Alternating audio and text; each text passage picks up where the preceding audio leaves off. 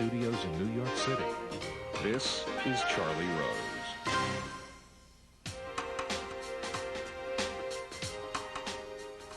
Brad Pitt is here. His latest film is the assassination of Jesse James by the coward Robert Ford. His role earned him the Best Actor award at the Venice Film Festival. Here is a look at the movie. To his acting, Brad Pitt has a deep passion for architecture. His new venture, Make It Right, plans to rebuild 150 homes in New Orleans' lower 9th Ward. That neighborhood, as you know, was devastated by flooding caused by Hurricane Katrina in 2005. Very pleased to have Brad Pitt back at this table. Thank you, Charlie. Great to see you. Yeah, great to be here. Now, we'll talk about the movie. I want to talk about you in New Orleans and you in architecture and you in the movie and you in other things. Tell me about New Orleans for you. It's just to me, it's one of our most unique cities. I find it to be absolutely authentic. You can't attribute it to any era or any trend. They are their own thing, and there's just a great, vibrant community. And I think it'd be a real shame for American culture to lose that. Yeah. Do you think there's a risk that we lose it? Well, listen, they have such spirit and they're such fighters. I really don't think so.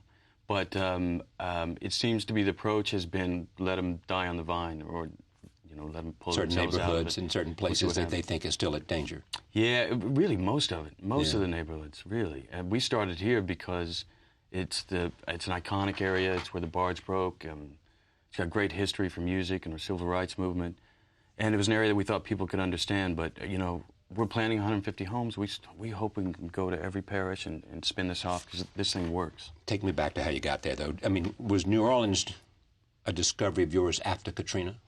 No, I first worked there in '94 and fell in love with the place, the music, and on film, on a vampire film. Right, yeah. Fell in love with it. Absolutely, yeah. And then when Katrina came, you felt a certain need to be a part of the solution. Well, yes. I mean, like most of us, witnessing the images on television, it just did not appear to be the America we knew and loved. And as I got into it, and you hear the people's stories of the loss and the tragedy of that night, and then the continuing loss to this day as we sit here now, the feeling of being left behind, the feeling of being stuck in limbo, it's a bit baffling. So I certainly know a little bit about building, and I know people who know a lot about building. So let me get to building, because okay. I want to stay with a sense of what got you there to make it right, which is a great conversation, somebody saying to you, make it right. But you think overall, what's the problem? Why haven't those in positions of power done more? I don't know. They've certainly taken their eye off the ball.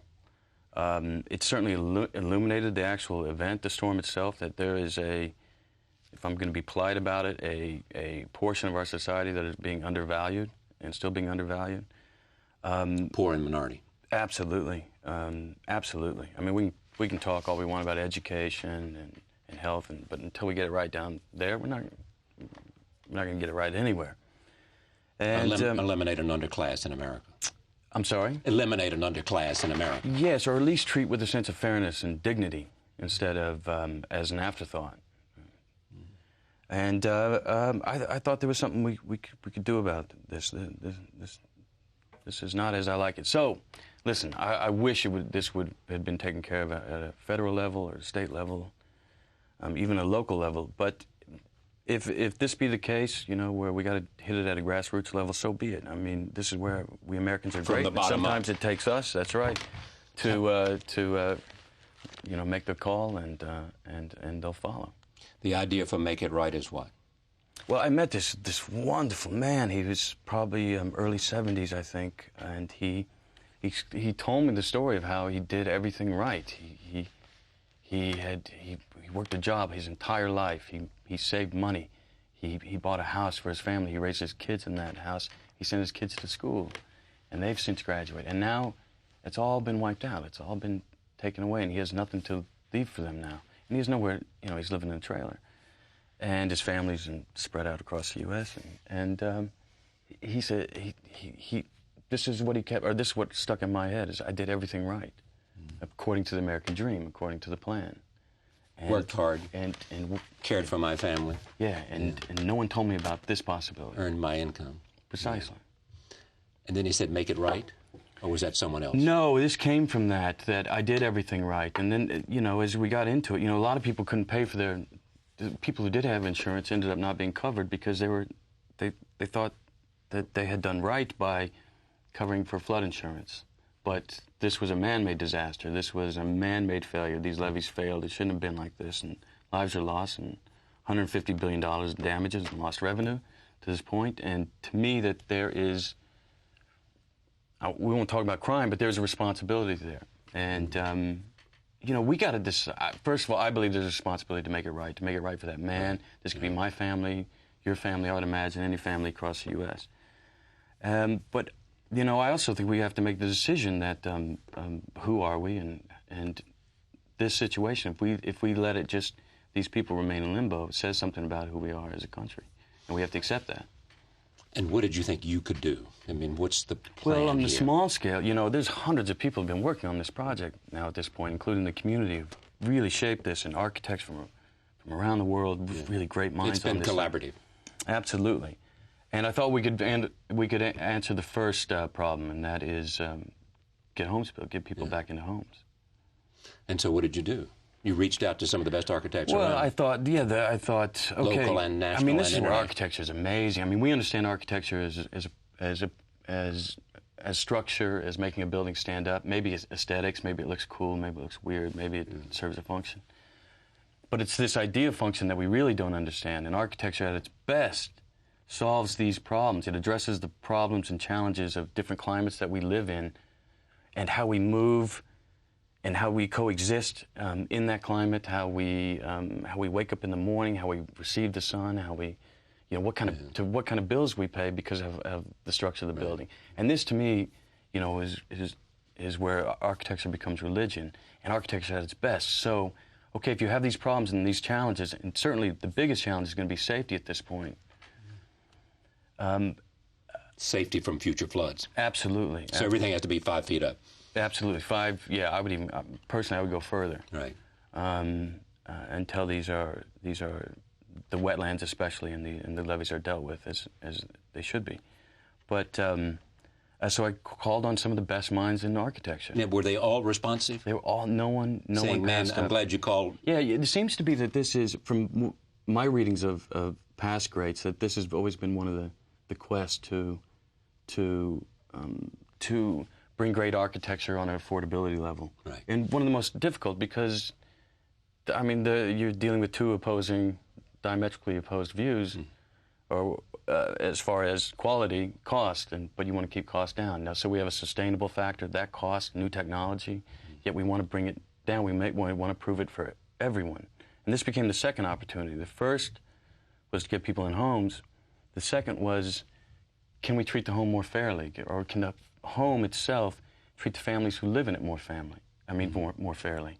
And that's where the sustainability issue came in, healthy materials, an intelligent house that will get your monthly nut down, and a house that is focused on safety. So there's real challenges for the architects to come in here. And so we call in some of the great ones, and they answer. And they've given you a bunch of plans. Let me understand where it is right now. We'll show these plans, but at this stage, where are we? You've given some money, we've raised some money, and you've got, what, $5 million more? Yeah, we are at, we have now confirmed we have had 37 houses, I think, adopted. Meaning... Now, how does adoption work? Okay, we've been calling on businesses and foundations, corporations, individuals to come in and to adopt a house. It's been the Adopt a House campaign. And for every $150,000 that comes in, we're guaranteeing that a family will move in.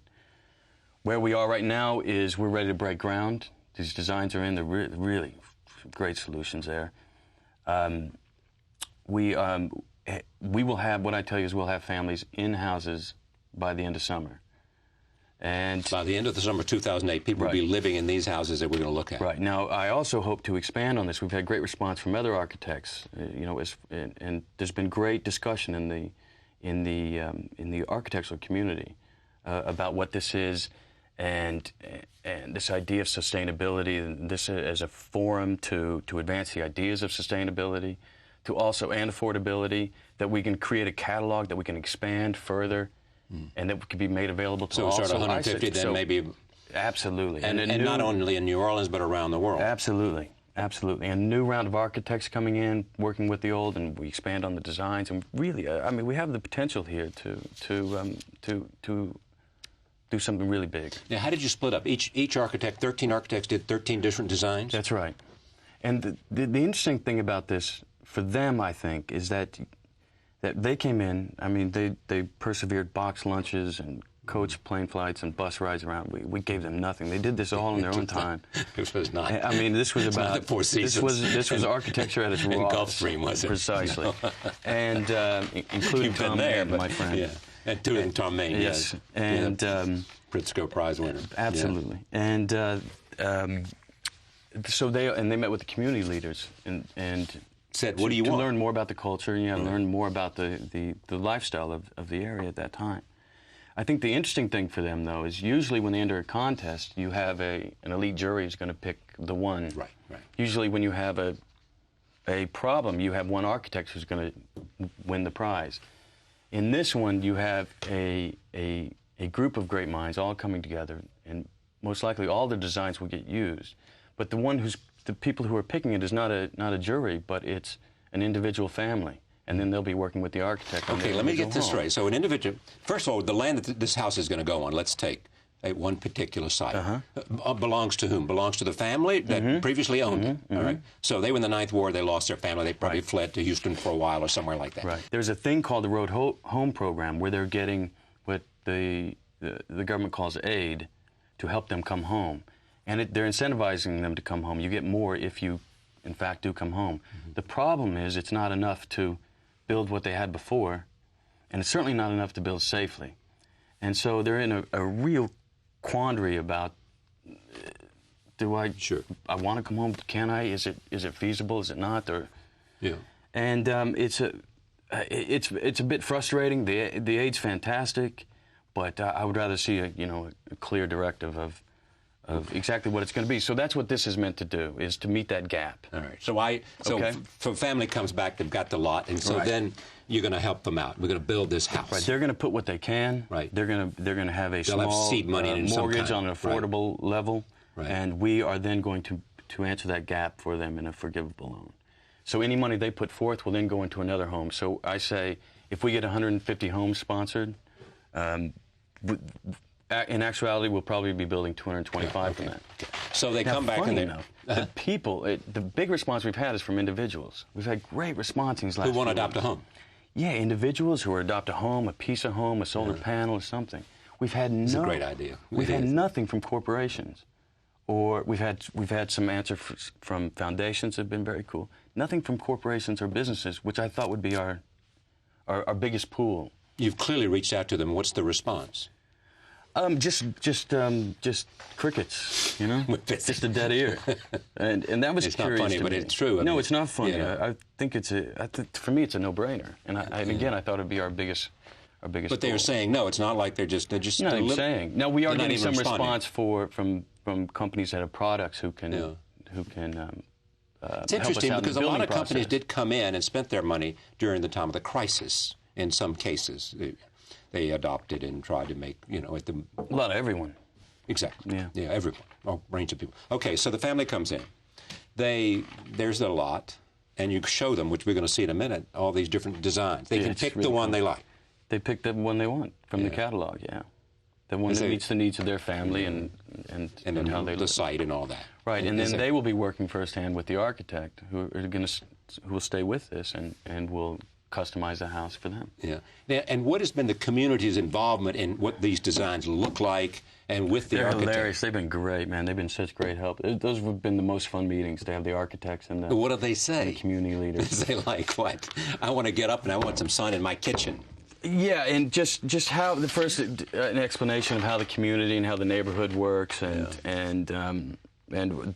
what they need for safety and just how their daily life functions, and the architect's task then is to construct the house along these parameters. And what's the satisfaction for the architects? I think that's that's a great question. I've never asked them. I feel this great excitement, this communal effort of people coming together and applying their minds to something that's maybe greater than themselves, greater than just pure aesthetics. Yeah.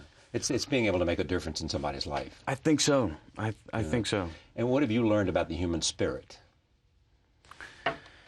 That if you just let it lie there, if you kick it and beat it like a dog, it's going to have a pretty ill look on the world. And if you give it a helping hand, if you reach out, just as I know how much I would appreciate for me and my family if I saw nothing but dead ends, dead ends, dead ends, and suddenly someone came in and said, you know, just my neighbor came and helped me out. Yeah. And this is how they also, funny enough, describe their neighborhood, that they would help each other out, help Mrs. Henry fix a fence. Do they say most people want to come back if certain there are 12,000 families. If they can overcome the fear of what they went through last time? If they can, no, it's just the financial hurdle right now. So the fear is not it. The fear is not a factor that these levees will break again. They say it like, well, people live in San Francisco because they want to live in San Francisco. Right. There are people who live near where there's a history of fires. Sure. Or this is our home. Hurricanes in North Carolina. This is our history. I mean, there's 7 generational families there. So I want to come back to that in a minute. But you actually have a home now. You and Angelina and the kids have a place in New Orleans. Mm-hmm. Good place to live for you. Yeah, it's a great place for us. Music's good. Food's good. Music's great. Food's great. Community's great. Some semblance of normal life. Yeah. You know, it's this great kind of collision of the East. Kind of not getting into people's business to the South, this warm kind of taking care of each other. Yeah. So it's never invasive in any way to the family or the kids. You know, there's not people running up for photographers and autographs. As soon as you walk out your door, there's not a cameraman in your face. And people say, "We're glad you're here," and move on. You know, it's so nice for us. Here's my neighbor, Brad. What's your name again? Yeah, precisely. I mean, there's a you know, it's something that reminds me of my upbringing in Missouri a little bit. Of, you know, you got to prove yourself. You want to be one of us. Show me state. Yeah, exactly. All right, take a look at some of these. I just want to show this before we talk about other things. The first one is Eskew de Mes Ripple. This is a New Orleans. Can we see that? Tell me about that. You know, anything you want to comment on it, we can move through them. Local designer, you know, we pulled from... These are great places. Look at this. Oh, really cool. From really local to who people would be very familiar with the culture to a national forum, then on to an international forum. And this is, you know, it's got all the technology embedded in it. It's based on the shotgun house without the pitched roof. Yeah. And every one of these homes, you know, in case someone was to get caught in the storm, are geared to protect that way with backup power and a place to get to the roof easily. And all right, take a look at the next one. This is Trahan Architect from Baton Rouge. Mm-hmm. Man, these are terrific. Yeah.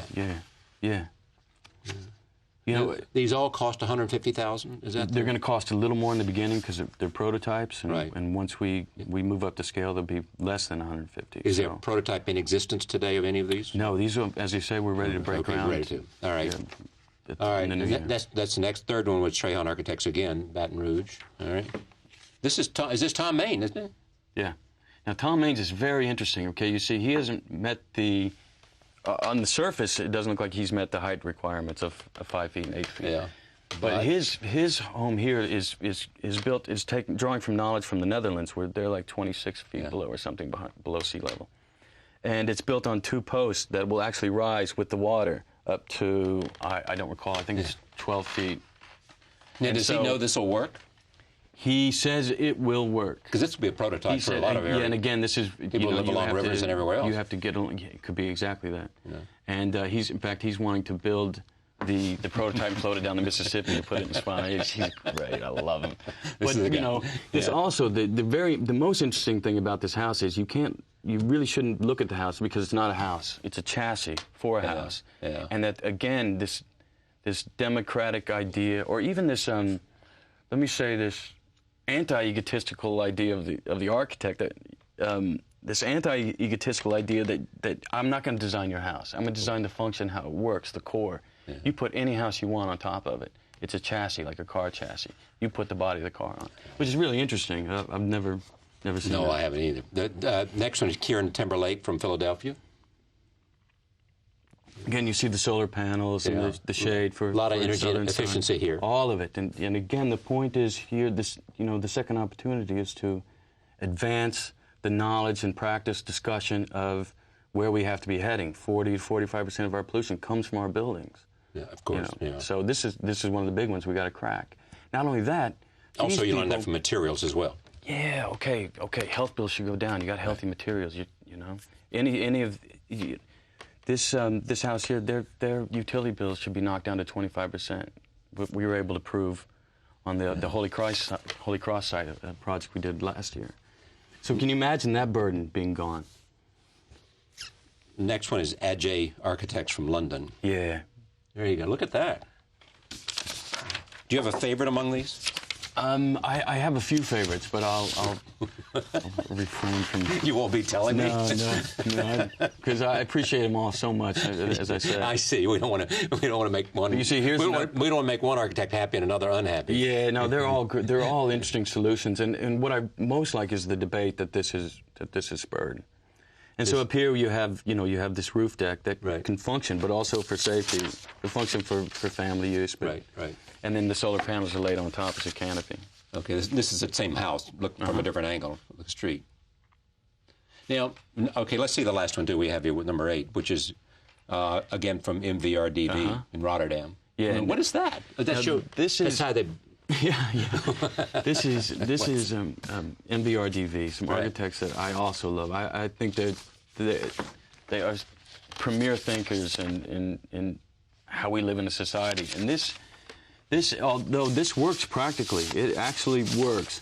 His idea is what he was coming from the Netherlands. His approach, Vinny, was to say, let's go big, let's go bold. Right. You have a chance. You have a blank canvas here. You get to reinvent. You get to do anything you want with this. Yeah. Be bold. Move it towards the future. Drag everyone else with you. Has this experience at all, the entire process, on top of what you already knew about architecture, made you have this thought ever? I wish I'd been an architect. I wish I had somehow fell into architecture. Listen, I'm pretty happy with the trajectory You're doing okay of my on early existence. Yeah, but I dabble and I catch a lot of heat for pretending to be an architect. Now, how do you pretend to be an architect? Well, I dabble in it and like to call myself in it. And you've changed houses. Yeah, I have a group of guys who let me sit in on their jam sessions. And who are these group of guys?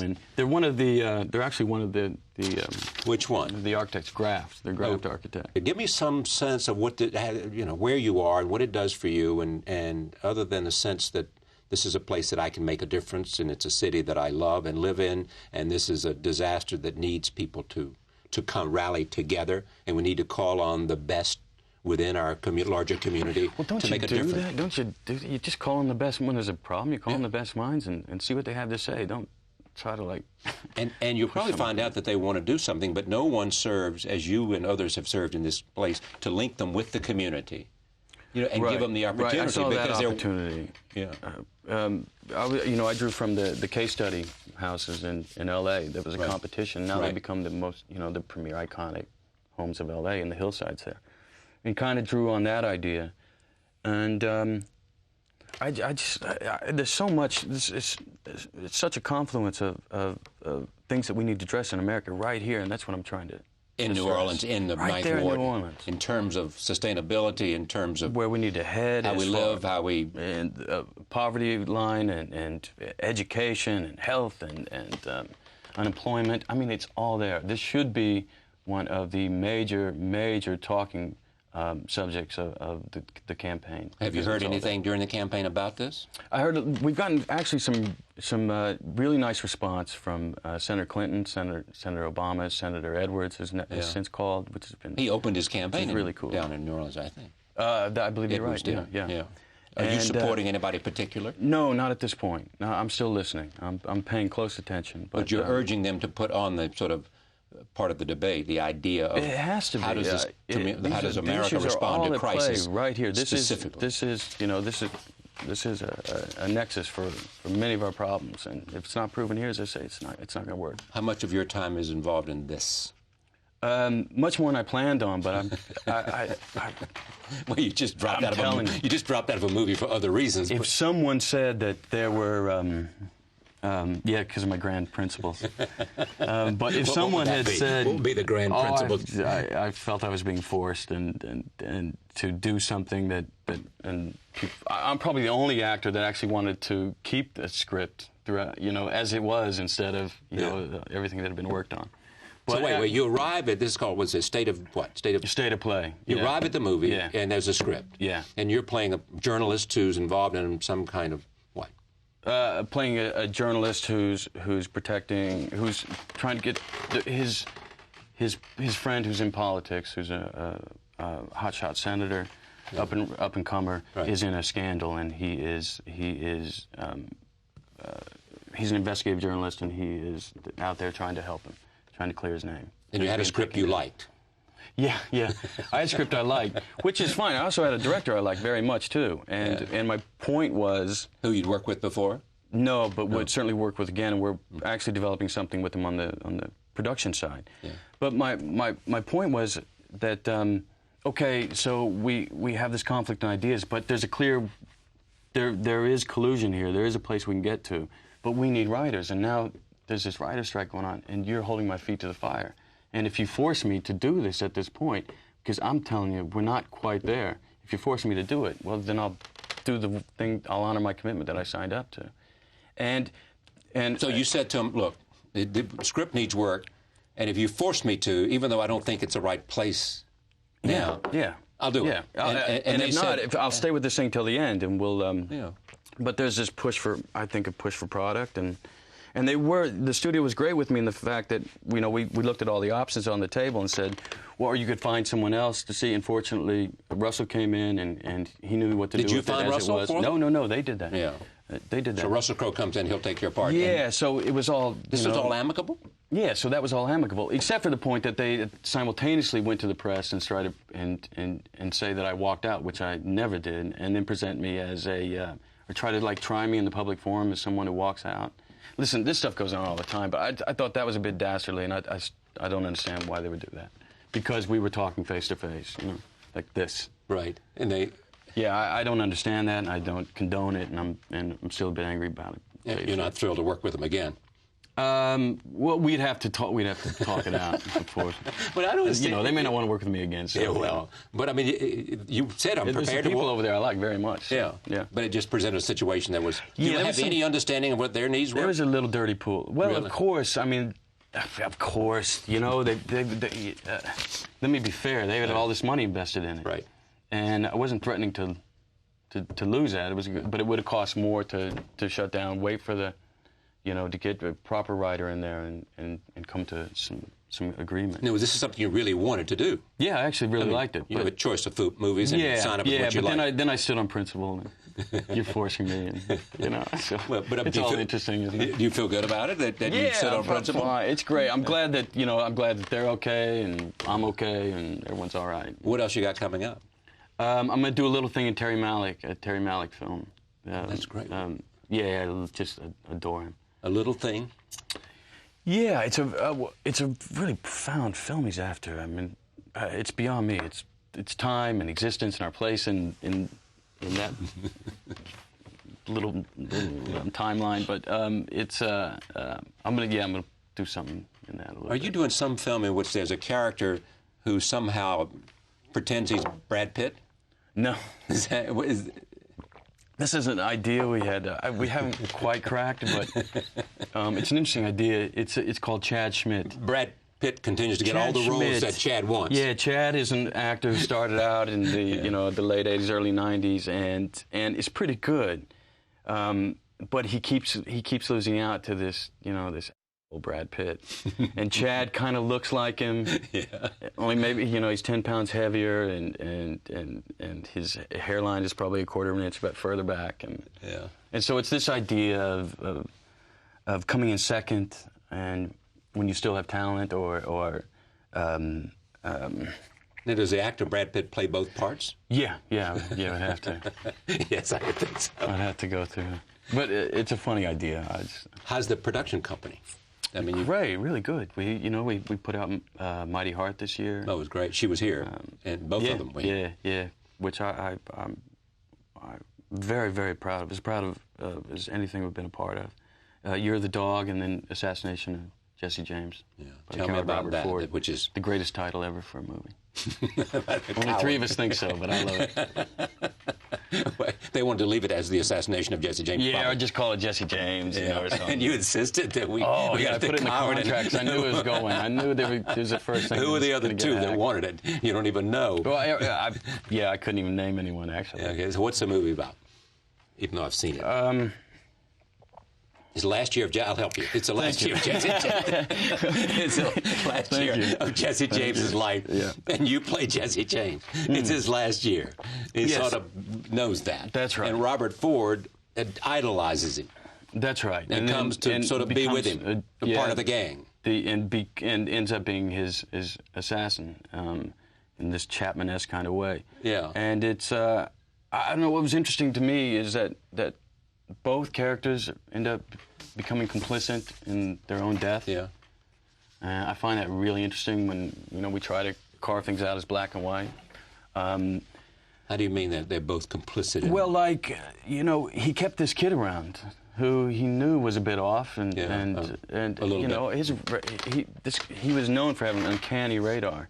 And I understand this. I mean, I've talked about this for years. I can tell you when I'm being shot and I can't see it, when I'm being shot with the lens. I just get this feeling, and I can recognize it now. It's fine-tuned. It's one of those animal instincts. I know every time, and I can usually find it. And Jesse James, we assume, had that about somebody who wanted to gun him down. Yeah, no question. I believe so. So, there's two curious events in this, the anatomy of his assassination. And that was the one that he gave the gift of the gun to this kid, his would-be assassin, the gun that would kill him. He gave it as a gift, knowing full well that this kid had the potential to kill him. Yeah, that something wasn't right, and kept him around, kept him like this. And the second one was that he turned his back. He took off his guns, which he never did, and turned his back on the kid, which became the moment of the assassination. So the argument is, did he, was he messing with these guys, knowing what they were about? There were two of his brothers, the Ford brothers. And was he playing cat and mouse with them, and was he going to take them out and have them, and kill them, which he was quite capable of doing?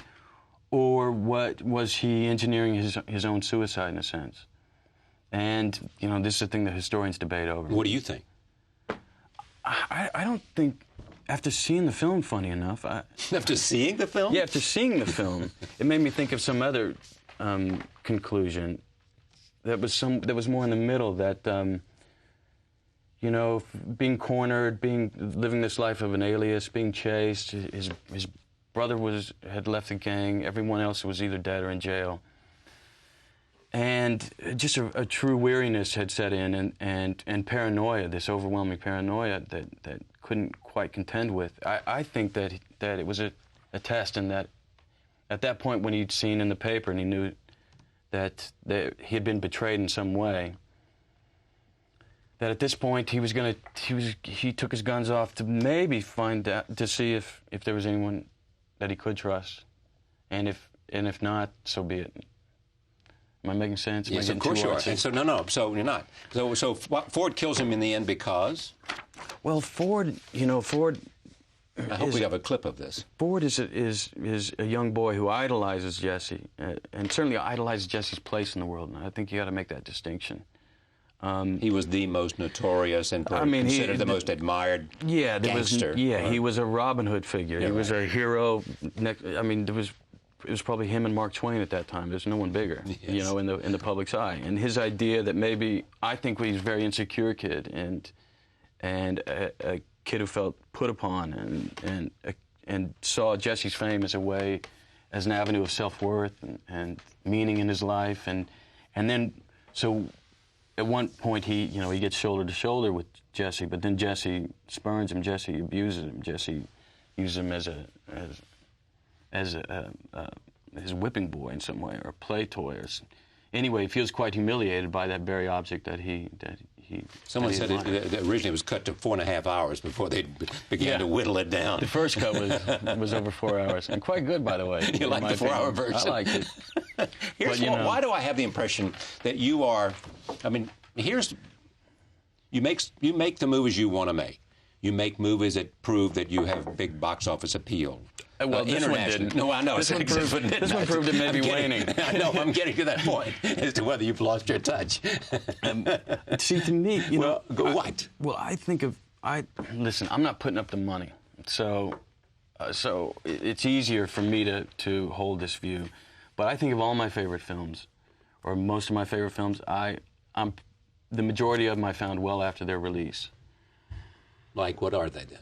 Well, I think of like Fitzcarraldo or Cuckoo's Nest, you know, these things off the top of my head. You know,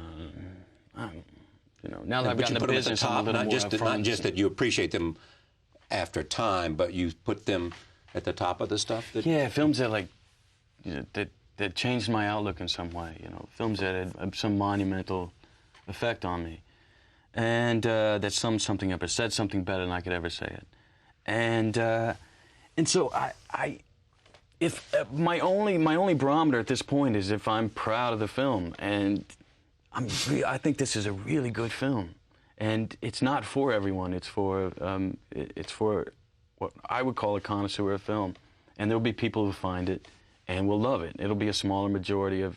Yeah. It'll be a minority. It is one of those films in which I've read a lot of the reviews of it. People love it in some cases. And are dog-tired. Just dog-tired, like 40 minutes in. I know, they're saying... Kill him already. Just shoot him. We know what you're going to do. Just do it. Right. You know? Yeah. And you say, well, it takes us 2.5 hours to get there, so... Yeah. I mean, because it's a character study, and it's a film lover's film. Yeah. So tomorrow's your birthday, by the way. That's Happy right. birthday. Thank you. 64? 64 years old. Yeah. It's amazing how good you look for 64. Thank you. It's just amazing. What do you attribute it to? Good living. Certainly not kids. Really? Because sleep is gone. Maybe it is kids, man, because they're the most Well, let's fun talk about that for a second. You'll be 44 tomorrow, right? 44. It's been a great life for you. It's been, I've certainly had it easier than most, Yeah. And now you got a family. Yeah. How many kids now? 4. You adopted kids that she already had, yes, in one case or yes. 2 cases? Well, you became their, whatever you became. Yeah. Maddox was already adopted, and, It, you know, it has to work that way now because we can't adopt together. They don't adopt to a couple out of wedlock. They don't adopt to a man, but they do adopt to a single woman. A single woman can adopt a kid, but a single man can't adopt a kid in particular countries, particular places. Yeah, that's right. They worry, you know, it's a firewall against homosexuals, which, you know, I don't. I thought homosexuals were able to adopt kids, or not. Well, it's different in every country. Yeah. You know, it's different in every country. Now, but it's also which is a real issue, is child trafficking, and it's usually older huge men problem in the world today. That are you know, just look on the internet in terms of just pornography and all that. Make a movie about that. Yeah, you know, I think there's something in the works actually, but yeah. For you or just no. But how is it other than you get so then you had one of your own, the 2 of you, yes? Who was born in some African country. Yes, we were at 2 from adoption. Then we had a biological in Namibia. Right. And then we adopted our 4th. And she says she thinks maybe 12 would be about right. I think we'll crap out somewhere between 7 and 9. Are you serious? Yeah. 7 and 9. Yeah, somewhere in there. I think we'll crap out. It's so much fun. I mean, they're brothers and sisters, and it's chaos, and it's fantastic, and they come in far too early in the morning. Tell me how it's changed you, what it's done for you, and how you love it so much.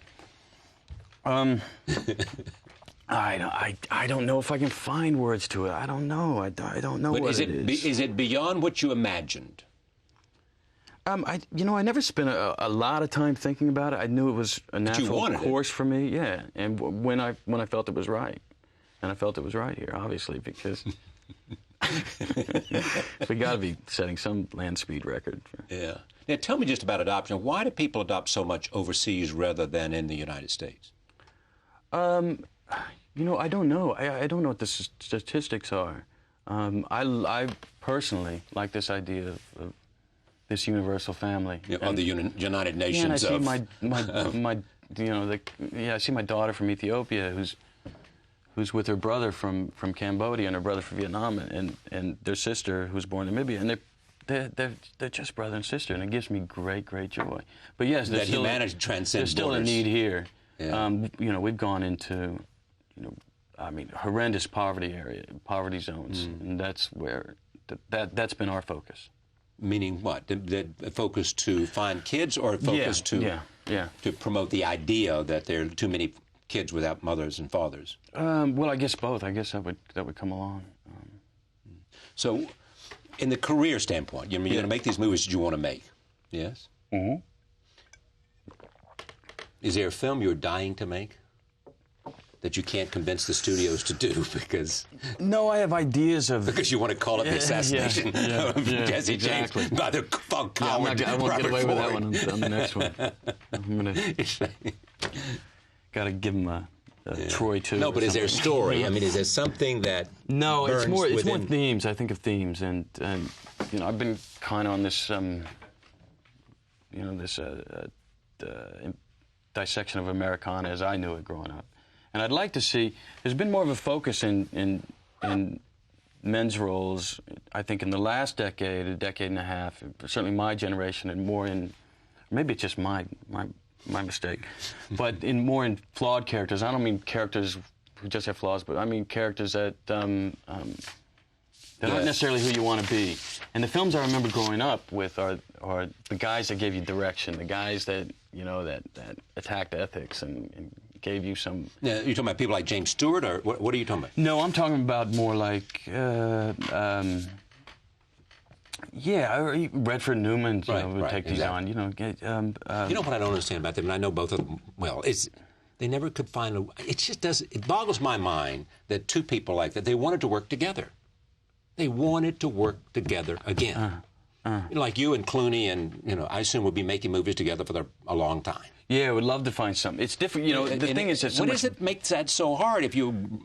Paul Newman and Robert Redford, I mean, 20 years ago. Listen, it's. I mean, all the planets have to align just to get a good film and to find one good character. You know characters got to be personal, and if there's some in-depth study, there's got to. I just think it'd be difficult, just really difficult. Is it because of schedule? Is it because what? No, it wouldn't be schedule. It's story, mainly. It'd be finding that. Yeah, I mean, usually that package comes in some kind of buddy pick. You know, it's more fun and right. That's Casino. I really Oceans, they've whatever. done some great stuff. Though. I was thinking of Casino. Yeah, right, Casino, right. With De Niro and Pesci, but I don't know. Here's what I was going to say. It's just that so much baggage comes with us that I think it clouds it can really cloud the view, especially when you put the two of us together. Well, it's what you see in your supermarket line. You know, it infiltrates and corrupts, you know, what you're trying to do up there, and especially if there's two of us there with it, and all that baggage is colliding. Wait a minute, let me make sure I understand. You're talking about working with Angelina now. No, anyone. No, anyone. Even I was trying to find, you know, I was thinking of if Clooney and I could find something that was really, except we just worked together. Yeah, I but say you all like this, and we working just with him. worked together. Oh yeah, he's because great fun, man. He's good as gold, that one. Yeah. Good as gold, that one. Yeah. There's no one who's figured this thing out better than George Clooney. The movie thing. Yeah. What's he figured out? Just how to enjoy it, how to abuse it. You know, how to do good things, how to do some great things. You know? Yeah, I think he's over in Rome right now. I'm talking about Darfur, delivering an address on Darfur. So yeah, he's doing some great stuff. You guys collaborate on any good works? As far we're on Darfur or in New Orleans or we have this Darfur. This foundation together, yeah. And yeah, I'll get a house out of him. Yeah, exactly. Yeah.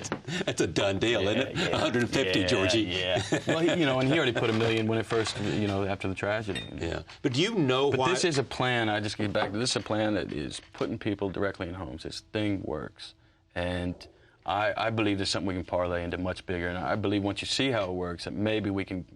I'm hoping we can even get some federal help. Well, what's the part of the reason you're here is that you wanted to talk about that? Mm-hmm.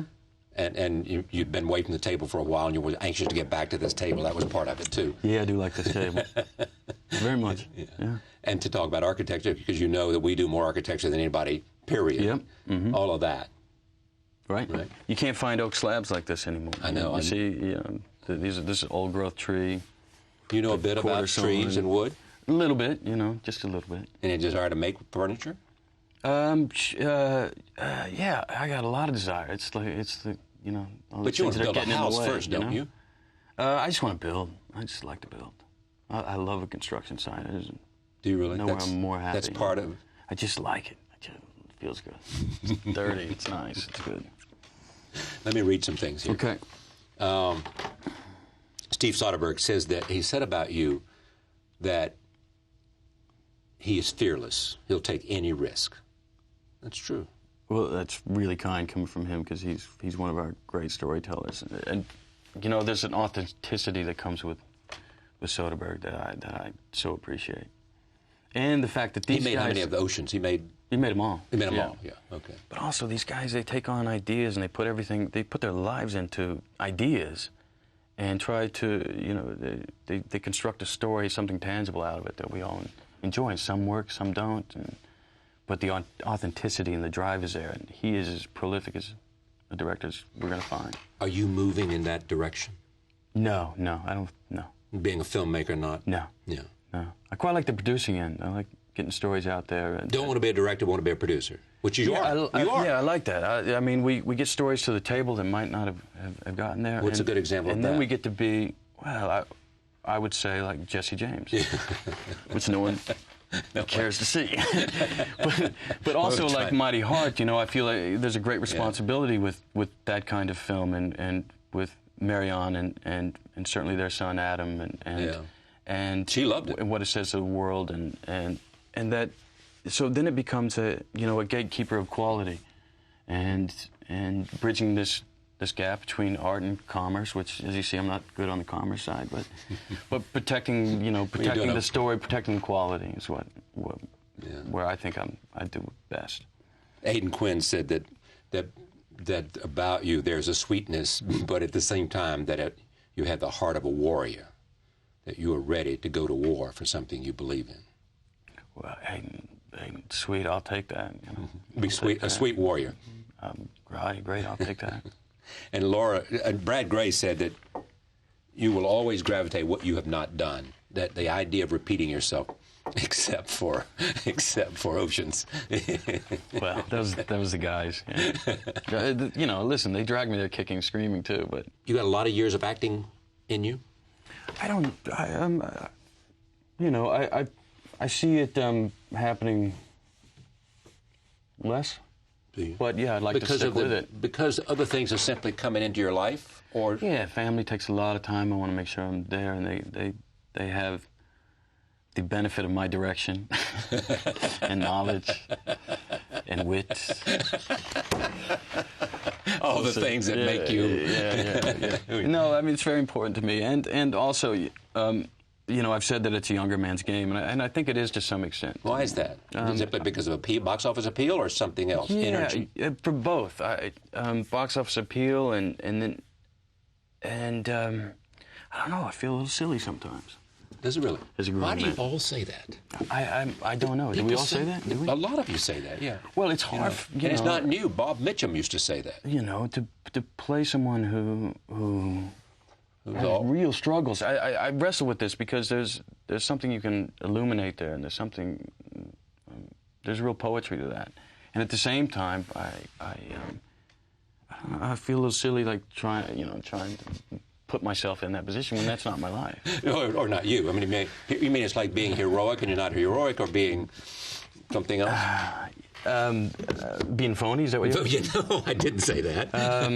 No, it's not a pervasive feeling. But you do I can't feel describe it just yet. Yeah, I can't describe it. But it's the process, I think. It's not actually getting there. When I get there, I'm satisfied. It's the getting there. As I start to enter this, I can put myself in this position of that someone who's manic depressive, like in this movie.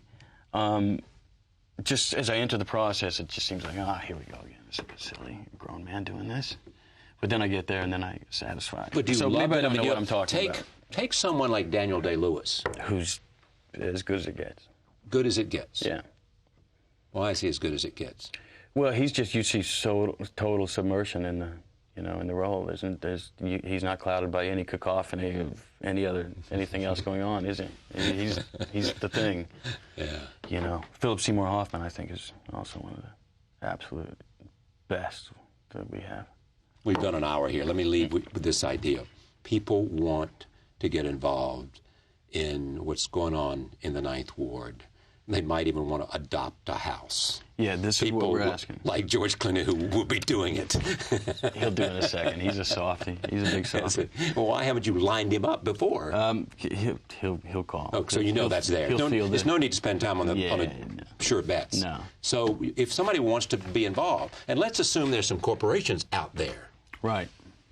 I have assumed. I'm assuming. No, it's just this. It's that we're asking people to go to the website. It's makeitright.nola.org, and you can find out Make It Right what? Make It Right NOLA, which is for New Orleans, Louisiana. Right. It's their nickname. .org. Go there, and you can see everything you need to know if you want to be involved. That's right.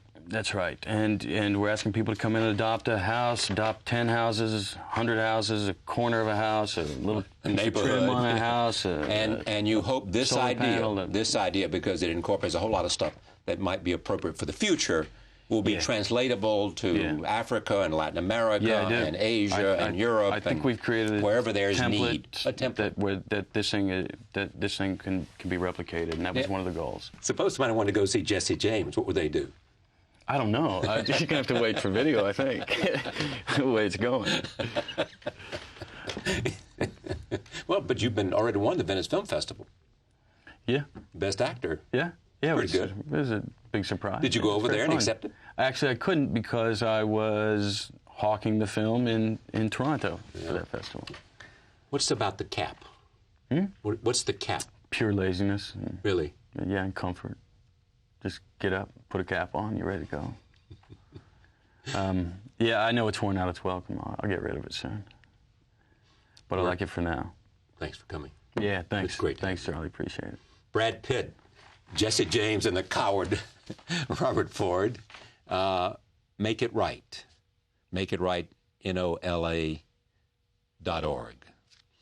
Thank you for joining us. See you next time.